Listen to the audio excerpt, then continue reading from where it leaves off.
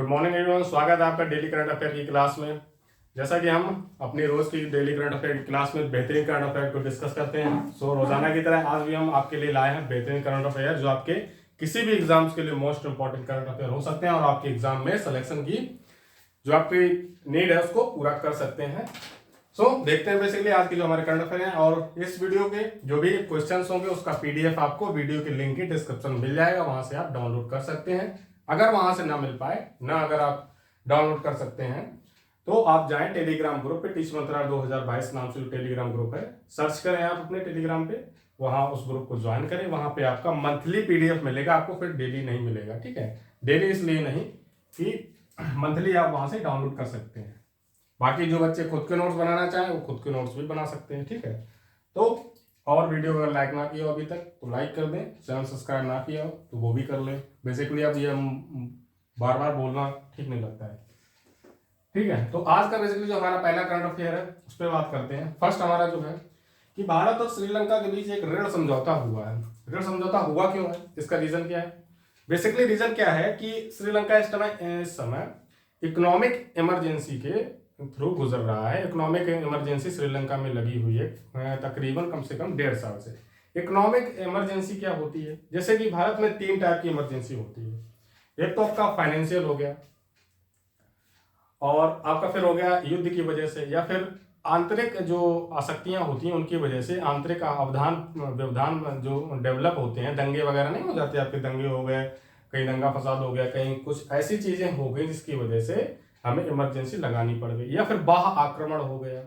तो ये आपके आर्टिकल्स होते हैं 352, 356, 358। ये आपके 3 आर्टिकल होते हैं जो इमरजेंसी के बारे में बात करते हैं। ठीक है, इमरजेंसी का आपका कॉन्स्टिट्यूशन के पार्ट लगभग 80 में दिया गया है। ठीक है, 80 या 90 में दिया गया है, कंफ्यूज है, कंफर्म कर लें आप। ठीक है, तो ये तो बेसिक बात थी जो मैंने बता दी।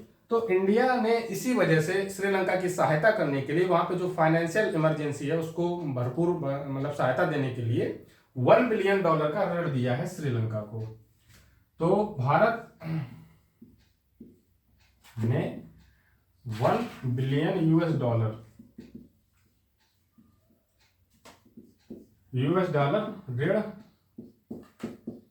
दिया है। किसको दिया है? श्रीलंका को।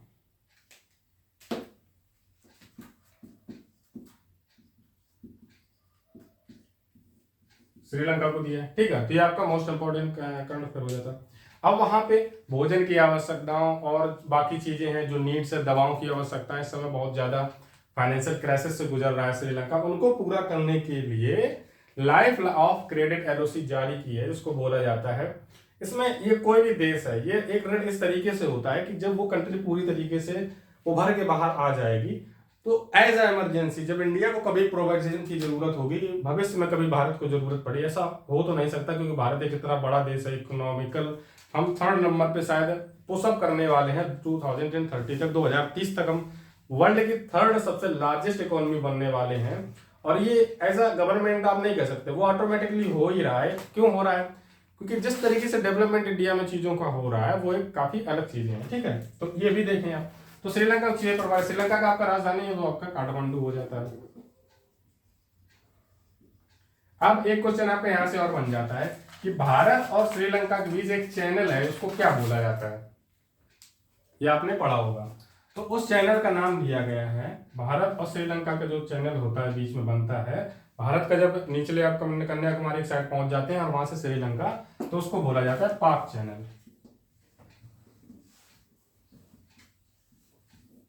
ठीक है, उसको बोलते हैं पाक चैनल।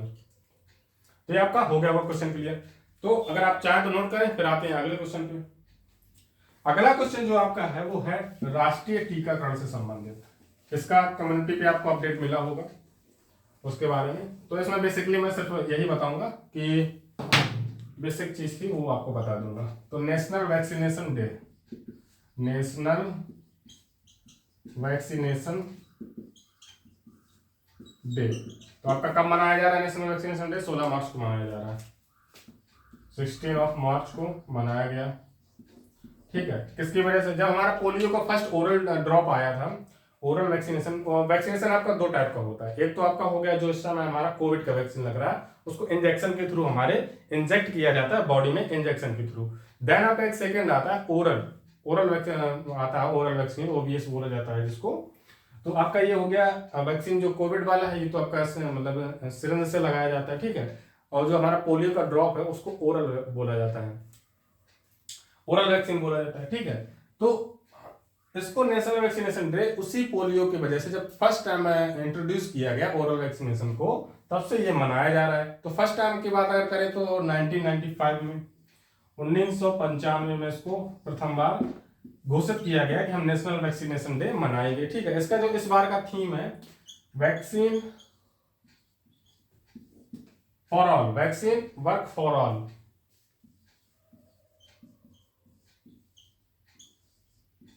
ये आपका थीम है इस बार का, ये ऑल लिखा है, सॉरी, ये आपका थीम हो गया। इंपॉर्टेंट हो जाता है थीम, आपसे डायरेक्ट क्वेश्चन पूछा जाएगा, ठीक है। इसको नोट करें, फिर आते हैं अगला क्वेश्चन पे। अगला क्वेश्चन आपका आता है world peace centre. World peace centre क्या है? तो वर्ल्ड पीस सेंटर से मतलब ये है कि जैनाचार्य हैं एक आपके, जैन धर्म है जो काफी ज्यादा शांति को मानता है, एक ऑर्गेनाइजेशन है उनका जैन धर्म का। तो उनके द्वारा वर्ल्ड पीस सेंटर का ओपनिंग की जा रही है, स्थापना की जा रही है। 3rd नंबर क्वेश्चन है ये आपका, क्या हो गया है क्वेश्चन? वर्ल्ड पीस सेंटर, इसको कहां पे स्थापित किया जाएगा, इसकी बात चल रही है। तो इसको स्थापित किया जाएगा भारत के गुरुग्राम में, मतलब भारत में हरियाणा के गुड़गांव, जिसको अब गुरुग्राम बोला जाता है, ठीक है। तो ये आपका हो गया। देन आपका क्वेश्चन मेरा ये है यहाँ कि आप सीएम बताएं, गवर्नर बताएं कमेंट बॉक्स में, मैं नहीं बताऊंगा, ठीक है। तो भारत हरियाणा के गुरुग्राम में स्थापित किया जाएगा, किसके द्वारा किया जा रहा है? तो आपका अहिंसा विश्व भारती संगठन है एक आपका, जिसके द्वारा ये किया जा रहा है। किसके द्वारा? अहिंसा विश्व भारती संगठन, यह आपका संगठन है। और इस संगठन के जो हेड हैं जिनको बोला जाता है जैनाचार्य। अब हमारे यहाँ प्रचार होते हैं, आचार्य होते हैं, हिंदू धर्म में आचार्य बोला जाता है। तो जैन धर्म में जो आचार्य होते हैं उनको जैनाचार्य बोला जाता है। इनका नाम है डॉक्टर लोकेश, डॉक्टर लोकेश्वरी नाम है शायद इनका, हाँ डॉक्टर लोकेश्वरी नाम इनका है। लोकेश जी भी लिखा है कहीं कहीं पर, लोकेश्वरी लोकेश जी ही लिखिए, आप कंफ्यूज हो जाएंगे फिर। डॉक्टर लोकेश जी, ठीक है, ये लिखें, डॉक्टर लोकेश जी हो गया। और संयुक्त राष्ट्र व जो आपका विश्व धर्म संसद, वर्ल्ड जो आपका बोला जाता है धर्म को, विश्व धर्म संसद जिसको बोला जाता है, वर्ल्ड धर्म पार्लियामेंट जिसको बोला जाता है, और जो आपका यूनाइटेड स्टेट्स है, इन दोनों को भी जो यहाँ पे चीजें की जाएंगी, वर्ल्ड पीस सेंटर में जो भी भाषण दिया जाएगा, जो कुछ बोला जाएगा, तो उसका सीधा प्रसारण आपका यूनाइटेड स्टेट, यूनाइटेड नेशंस में और विश्व धर्म संसद में किया जाएगा, ठीक है। मतलब वर्ल्ड रिलीजन पार्लियामेंट जिसको बोला जाता है, धर्म संसद, ठीक है। तो आपका पूरा क्लियर हो गया होगा ये। फिर आते हैं नेक्स्ट क्वेश्चन पे अपना, चाहे तो आप स्क्रीनशॉट लें या नोट कर लें।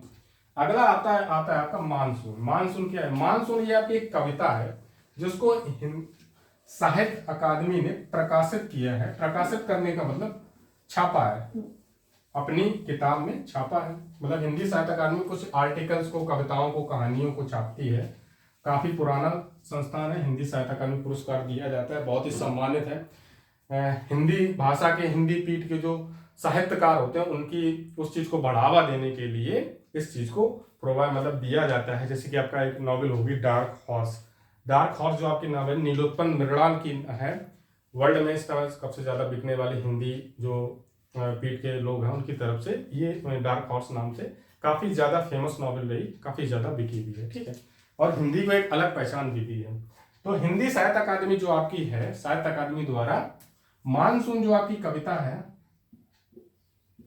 मानसून कविता है, इसको हिंदी साहित्य ना लिख के सीधा आप लिखे साहित्य अकादमी, यही लिखा जाएगा। हिंदी साहित्य में बोलने के लिए बोल कर ही रहा हूं। तो साहित्य अकादमी द्वारा इसको प्रकाशित किया गया है, हिंदी साहित्य अकादमी द्वारा इसको प्रकाशित किया गया है। और इसके लेखक कौन है, अगर लेखक की बात की जाए, और इस मानसून की कविता में किस चीज के बारे में बात की गई है, इस पर भी अगर बात करना चाहें तो अभय के जो हैं ये इसके लेखक हैं। अब अगर यहाँ पे पूछ लिया जाए हिंदी साहित्य अकादमी की प्रथम बार कब से शुरुआत हुई, स्थापना कब हुई, तो 12 मार्च 1954 से। 12 मार्च 1954 से इसकी शुरुआत हुई है। ठीक है, तो मानसून जो आपकी कविता पोएम है इसको प्रकाशित किया है साहित्य अकादमी ने। इसके जो राइटर है वो है कौन, लेखक अभय के लेखक। स्क्रीनशॉट लेना चाह ले, फिर आते हैं अगले क्वेश्चन पे। अगला जो है क्वेश्चन आपका वो है फर्स्ट AIN रोबोटिक्स पार्क, इसकी स्थापना कहां की जा रही है। अगला क्वेश्चन जो आपका आता है फर्स्ट AIN रोबोटिक्स पार्क,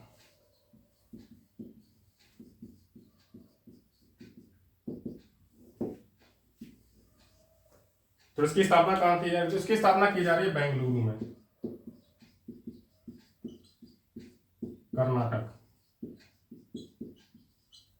यहाँ के सीएम और जो आपके यहाँ के सीएम हैं और गवर्नर हैं दोनों के बारे में जरूर बताएं। बेंगलुरु आपका सिलिकॉन वैली ऑफ इंडिया भी बोला जाता है। ठीक है, ये तो हो गया बेसिक क्वेश्चन होते हैं जीके के, इनको बार बार बताना, रिवीजन होता है आपका, पता तो आपके होने चाहिए बेसिकली अगर आप डेली फॉलो कर रहे हैं। ठीक है, तो फर्स्ट AIN रोबोटिक्स पार्क, मतलब AI का मतलब क्या होता है, आर्टिफिशियल इंटेलिजेंस। आर्टिफिशियल इंटेलिजेंस का मतलब क्या होता है, इसको मैं अगर एक्सप्लेन करूं तो आर्टिफिशियल इंटेलिजेंस आपका ये हो जाता है किसी भी चीज का जो डाटा होता है फोन में आपका या फिर कोई भी कंप्यूटर हो गया, तो डाटा का जो एनालिसिस होता है वो इतना फास्ट, इतना तेज होता है कि अगर आपने, जैसे मैंने एक आपको मैं एग्जांपल देता हूं कि आप अपने फोन में सर्च कीजिए कि गूगल पे जाइए, वहां पे सर्च करिए आप कि आपको कोई बुक खरीदनी है। आपने गूगल पे सर्च किया कि मुझे डार्क हाउस नॉवल नामक नॉवल को खरीदना है, ये नॉवल मुझे कहाँ पे कम प्राइस में मिल जाएगी। आपने सर्च किया, आपको पसंद नहीं आया, आपको पैसे आपको अच्छे नहीं लगे, प्राइस आपको अच्छे नहीं लगे, आपने कट कर दिया। ठीक है, उसके 1 घंटे के जस्ट बाद आपके फोन की स्क्रीन पे आपने कोई भी एप्लीकेशन खोला, वहां पे ऐड आ रहा है, सेम ऐड आ रहा है कि डार्क हाउस की नॉवल पे 20% 30% का ऑफ है। तो आप ये एक खुद से इमेजिन करिए कि आपने गूगल पे जाके सर्च किया था, उसके 1 घंटे के बाद आपके उस पर ऐड आ रहा है, जस्ट उसके 1 घंटे के और बाद आपके फोन पे मैसेज भी आता है अमेजोन की तरफ से या फ्लिपकार्ट या किसी भी कंपनी की तरफ से कि आप ये नॉवेल इतने प्राइस में आप खरीद सकते हैं। इसका रीजन क्या है, वही ऐड आपको सेम फेसबुक पे देखने को मिल गया, वही ऐड आपको सेम इंस्टाग्राम पे देखने को मिल गया, सारे ऐड आपको तुरंत देखने को मिल रहे हैं। इसका रीजन क्या है, इसका रीजन है आर्टिफिशियल इंटेलिजेंस, क्योंकि सारे एप्लीकेशन जो आज के हैं वो आर्टिफिशियल इंटेलिजेंस का यूज कर रहे हैं। आपका जो आप डाटा डालते हैं फोन पे, सर्च करते हैं, कोई भी चीज आप कहीं पे घूमने चले जाइए, आप पिज्जा बर्गर के शॉप पे घूमने चले गए, आप घर पे आते हैं, आपके तुरंत फोन में मैसेज आएगा जोमेटो का, अगर आपने ऐप डाउनलोड कर रखा है, नहीं भी कर रखा तो आप किसी दूसरे आपके ऐप के थ्रू आपका जोमेटो का आपको मैसेज आएगा, या फिर पिज्जा हंट या फिर आपको मैकडोनल्ड्स हो गया, डोमिनोज हो गया, आपके पास तुरंत मैसेज आएगा, एक स्क्रीनशॉट का मैसेज आपको शो किया जाएगा कि आप वहां पे गए तो घूमने, लेकिन आपने पिज्जा तो नहीं खाया। ये उनको कैसे पता चल गया कि आप घूमने तो गए थे पिज्जा के शॉप, उनको कैसे पता चला, आप गए वहां पे, आपने इंक्वायरी की, आपका जो लोकेशन सर्विसन है उसको AI इंटेलिजेंस के थ्रू वहां पे कनेक्ट करके रखा है कंपनी ने। हर कंपनी आपका लोकेशन चेक को यूज कर रही है, इसको बोलते हैं आर्टिफिशियल इंटेलिजेंस। ठीक है, हाँ प्राइवेसी बोलते हैं ना लोग, प्राइवेसी काफी प्राइवेसी होती है, कोई प्राइवेसी नहीं बची है आजकल। ठीक है, तो अगर आप फोन एंड्रॉइड यूज कर रहे हैं, आपकी प्राइवेसी बिल्कुल तरीके से खत्म हो चुकी है, परेशान ना उस चीज से। ठीक है, तो फर्स्ट AI रोबोटिक्स पार्क जो आपका है वो आपका कर्नाटक और बेंगलुरु में खोला जा रहा है, और इसमें कितने मतलब $1 मिलियन का इन्वेस्टमेंट किया जा रहा है, तो $100 मिलियन का इसमें इन्वेस्टमेंट किया जाएगा, और ये भारत का फर्स्ट है। तो आपका मोस्ट इंपॉर्टेंट क्वेश्चन भी हो जाता है, India first AI robotics park, ऐसे आपसे क्वेश्चन भी पूछा जाएगा। ठीक है, और ये क्वेश्चन उन एस्पायरेंट्स के लिए ज्यादा इंपॉर्टेंट हो जाते हैं जो सिविल सर्विसेज की तैयारी करते हैं, क्योंकि जो साइंस और टेक में क्वेश्चन आपका ज्यादा पूछा, बिल्कुल पूछने के चांस ज्यादा बन रहे हैं। इसमें आपके कई संस्थान मिलकर काम कर रहे हैं, जैसे आपका IIT कानपुर हो गया, ये भी इसमें शामिल है, और आपका IIT जोधपुर हो गया, ये भी इसमें शामिल है, और फिनलैंड का एक यूनिवर्सिटी है, फिनलैंड की ऑटो यूनिवर्सिटी, फिनलैंड, इसकी ऑटो यूनिवर्सिटी एक है, ऑटो यूनिवर्सिटी है जो ये फिनलैंड की, ये भी शामिल है संस्थान, ये भी शामिल है आईआईटी, सॉरी मैंने यहाँ पे फिर से कानपुर लिख दिया, जोधपुर, जोधपुर देख लें जोधपुर लिखा है, बोल तो मैं रहा है बस लिखने में भी अगर डिफरेंस होगा तो बच्चे फिर भी कर देंगे। आईआईटी जोधपुर हो गया, आईआईटी कानपुर, फिनलैंड ऑटो की यूनिवर्सिटी जो है, ये तीनों संस्थान मिलके, इसके अलावा भी एक तो है मोस्ट इंपॉर्टेंट ये है, ये सारे संस्थान मिलके आपका जो first AI and robotics park को स्थापित करने में सहायता कर रहे हैं। फिनलैंड आपका आ जाता है जो स्कैंडिनेवियन कंट्रीज हो जाती है, फिनलैंड, नॉर्वे और आपका एक कंट्री और होता है यहाँ पे डेनमार्क। ठीक है, तो ये सारी चीज आपको क्लियर हो गई होगी। आते हैं फिर अगले क्वेश्चन पे। अगला क्वेश्चन है भारत में मातृ मृत्यु दर। मातृ मृत्यु दर होता है मतलब जो चाइल्ड इनफर्टिलिटी रेट बोला जाता है ना इसको, तो किस जगह पे मतलब कितने प्रति हजार बच्चों पे जीवित रहे अगले मतलब अगर किसी क्षेत्र में, पहले लिखते हैं क्वेश्चन लिखते हैं फिर मैं आपको एक्सप्लेन करता हूं। मातृ मृत्यु दर,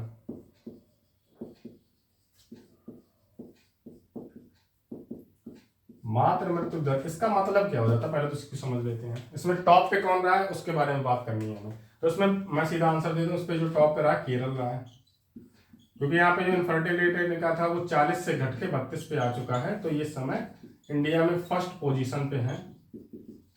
अब इसका मतलब क्या हो जाता है, तो उसका शॉर्ट फॉर्म बोल देते हैं MMR, मतलब मातृ मृत्यु रेशियो, कैसे बोल देते हैं, ठीक है, मदर मृत्यु रेशियो ऐसा बोलते हैं, ठीक है, MMR बोला जाता है शॉर्ट फॉर्म में।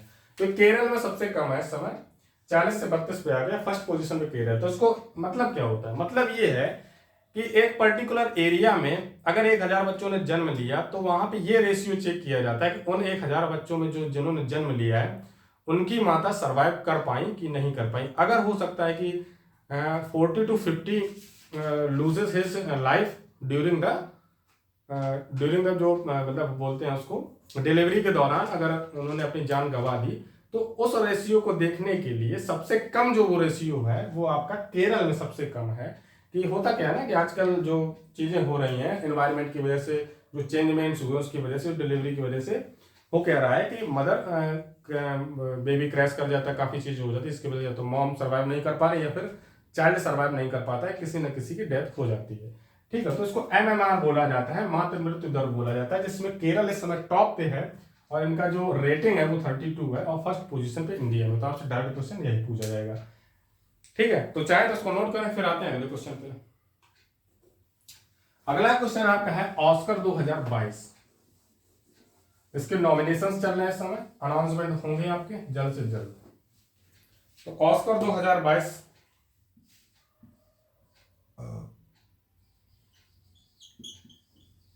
ऑस्कर्स 2022, ठीक है, तो इसमें इंडिया की तरफ से एक आपकी चलचित्र मूवी गई है, इसको बोलते हैं इमेज के द्वारा बनाई गई है, मतलब शॉर्ट फिल्म बोले आप सीधा, अगर समझ में ना आए इसको बोला जाता है वृत्त चित्र फीचर फिल्म बोल दें, चलचित्र फीचर फिल्म बोल दें, तो उसको आप शॉर्ट फिल्म बोले, ज्यादा समझ में आए, ठीक है।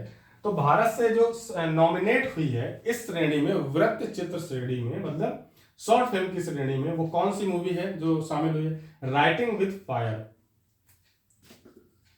राइटिंग विद फायर, यहाँ पर राइटिंग नहीं है, यहाँ पर राइटिंग वो वाला राइटिंग है, लिखने वाला, ठीक है, राइटिंग हो गया, राइटिंग विद फायर। तो राइटिंग विद फायर जो आपकी ये शॉर्ट फिल्म है, इसको नॉमिनेशन मिला है ऑस्कर्स 2022 में इंडिया की सर्वश्रेष्ठ वृत्त चित्र फिल्म की कैटेगरी में, वृत्त चित्र फीचर फिल्म, इस कैटेगरी में इसको नॉमिनेशन मिला है। अब अगर बात करें इसका रिलेशन किससे है, तो खबर लहरिया के बारे में इसमें दिखाया गया। खबर लहरिया आपका उत्तर प्रदेश का एक समाचार पत्र है जिसकी शुरुआत सन 2002 में हुई थी, ठीक है। तो इसका रिलेशन किससे, खबर लहरिया एक आपका समाचार पत्र है उत्तर प्रदेश स्टेट का, खबर लहरिया, इसकी शुरुआत 2002 से हुई है और ये उत्तर प्रदेश का बहुत ही प्रसिद्ध प्रचलित अखबार है, हिंदी भाषा का प्रचलित अखबार है। अब राइटिंग विद फायर में अगर देखना चाहें तो इसके निर्माता निर्देशक के बारे में, तो रिंकू थॉमस इसके निर्देशन में आते हैं और इसके जो निर्माता हैं मतलब प्रोडक्शन या डायरेक्टर की बात करते हैं जब हम, तो इसमें आपका आ जाता है सुस्मित घोष, मतलब रिंकू थॉमस और सुस्मित घोष,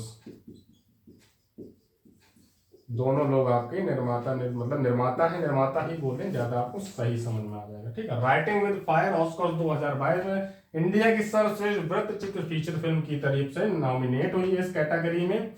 इसका रिलेशन किससे? खबर लहरिया, जो आपका एक न्यूज़पेपर समाचार पत्र है जिसमें खबरें छापी जाती हैं। 2002 में इसकी प्रथम बार शुरुआत हुई थी उत्तर प्रदेश का, बहुत ही पिछड़े तक बार रह चुका है, ठीक है। तो सारा आपका क्लियर हो गया होगा। फिर आते हैं नेक्स्ट क्वेश्चन पे, चाहे तो आप नोट करें। अब आता है एक्वेरियम। एक्वेरियम ऐसा बोला जा रहा है। ये आपका एक फर्स्ट वाटर बैंक है जिसकी स्थापना कहां पे की जा रही है? Aquarium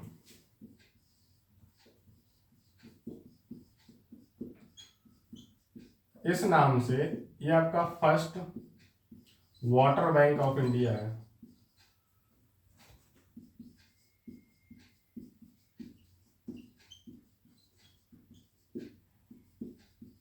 first water bank of India है एक्वेरियम। इसकी स्थापना कहाँ की जा रही है? अभी बात कर रहे थे हम उसके पहले, बेंगलुरु में।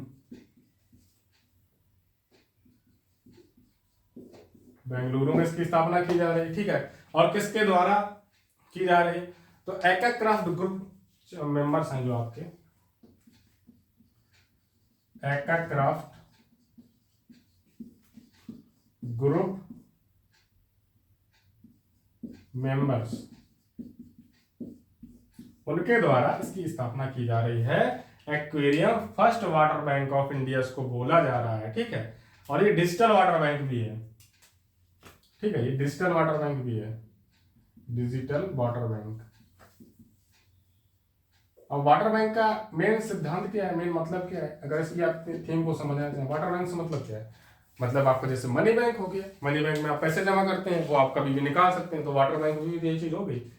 मतलब उन स्टेट्स को फायदा पहुंचाने के लिए जिन स्टेट्स में पानी की सुविधाएं नहीं है, पानी की कमी है, तो जो लोग प्रोवाइड करवा सकते हैं कि हमारे स्टेट में या हमारे घर जिले में कहीं भी आप चाहें तो एक अपने डोनेशन के तौर पे वाटर यहाँ पे जमा कर सकते हैं। हाँ, ये फिजिकली पॉसिबल है, ऐसा नहीं है कि आपको लग रहा है कि मैं पानी जमा करने जाऊंगा बैंक में, तो ये कोई हंसने वाली बात नहीं है, ऐसा पॉसिबल है, डिजिटल वाटर बैंक है।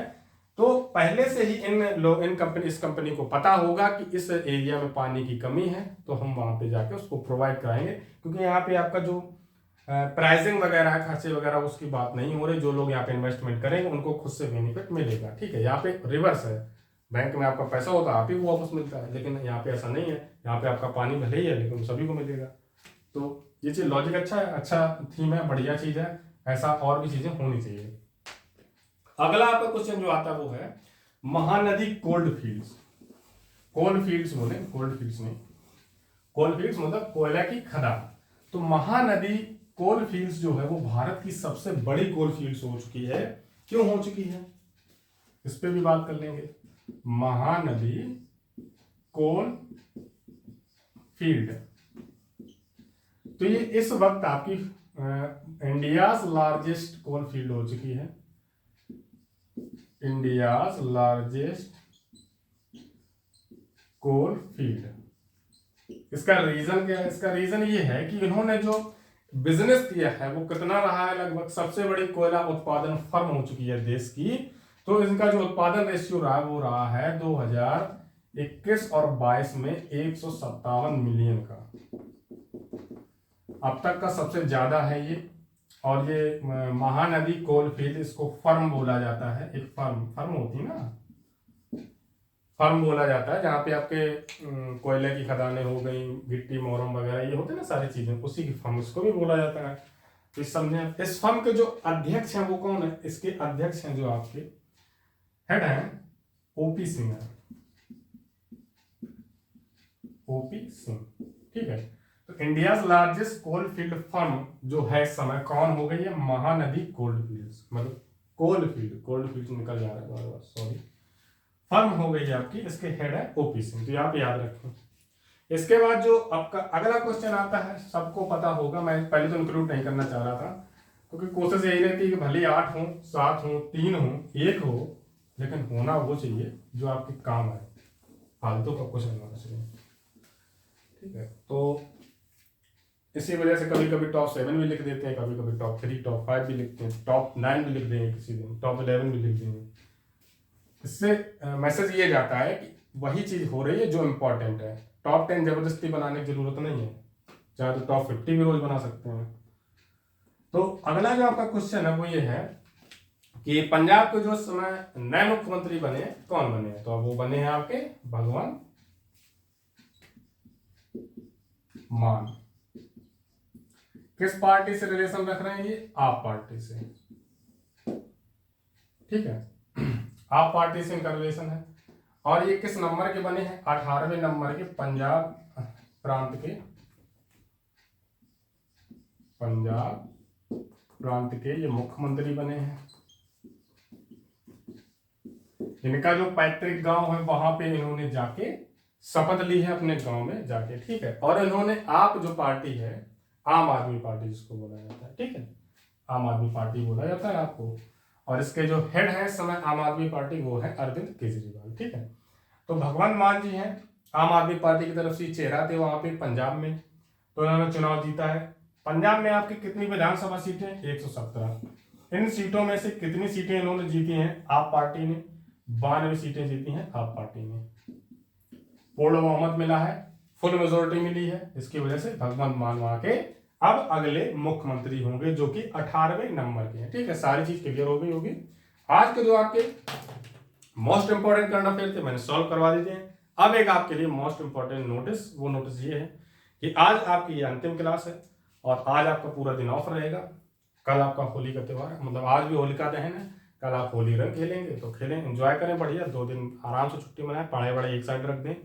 जब कोई चीज़ एंजॉयमेंट करने की आए सेलिब्रेट कर लें, क्योंकि ये टाइम अगर निकल गया तो फिर निकल जाएगा, वापस नहीं आता है। तो जब आपके सामने कुछ लगे कि आपको कुछ चीज़ सेलिब्रेट कर लेनी चाहिए तो कर लें, क्योंकि अगर आप अंदर से खुश रहेंगे तो आप चीज़ें और अच्छी कर पाएंगे। अंदर से अगर आप दुखी हैं तो नहीं कर सकते। जैसा कि बोला था ना मैंने आपको, जब लर्निंग थ्योरीज में मैं आपको पढ़ा रहा था, जो चीज़ हम खुशी खुशी सीखते हैं उसको जल्दी सीख लेते हैं, और जो चीज़ हम दुख के साथ सीखते हैं वो हम कभी नहीं सीख सकते, उसको सब भूलने की कोशिश करते हैं। ठीक है, तो ये तो आपकी हो गई।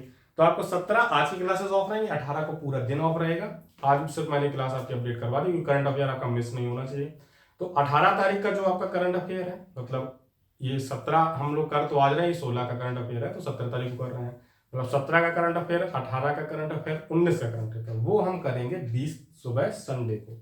जब संडे को सुबह करेंगे, भले ही आपकी वो 1-1.5 घंटे की क्लास हो, ज़्यादा से ज़्यादा आपके 20-25 क्वेश्चन हो पाए, कोई दिक्कत नहीं। त्योहार का टाइम है तो इतना ज़्यादा फोकस आपका वहीं पे रहेगा, ज़्यादा रहेगा वहीं। ठीक है, बाकी सैटरडे को आपकी जो इवनिंग की क्लासेस हैं वो आपकी आएगी, निखिल सर की भी क्लास आएगी कंप्यूटर की, या फिर केमिस्ट्री की, कुंदन सर की भी मैथ्स की क्लास आएगी जो सुपर टेट का बैच है।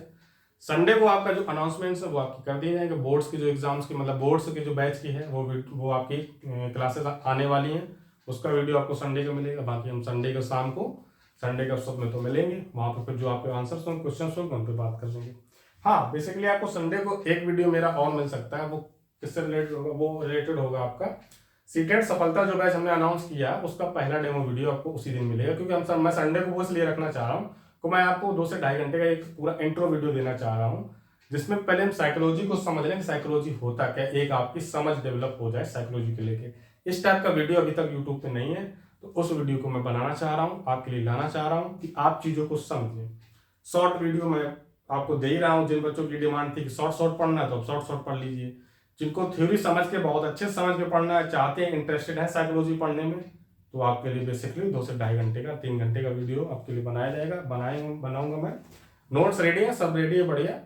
अब त्योहार की वजह से हम भी जा रहे हैं सर, आप सारी फैकल्टीज जा चुके हैं, तो करते हैं, एंजॉय करें, आप भी करें, हम भी करते हैं। बाकी जो आपके लिए अनाउंसमेंट है, जो चीज़ें हैं, मिलते हैं फिर त्योहार के बाद नई क्लासेस नई ऊर्जा के साथ। तब तक के लिए त्योहार ऐसे ही मनाएं और अपना और अपने घर वालों का सभी का ख्याल रखें सोजिक त्योहार में, और सारी चीज़ें बहुत अच्छी होती हैं। ठीक है, तब तक के लिए शामिल।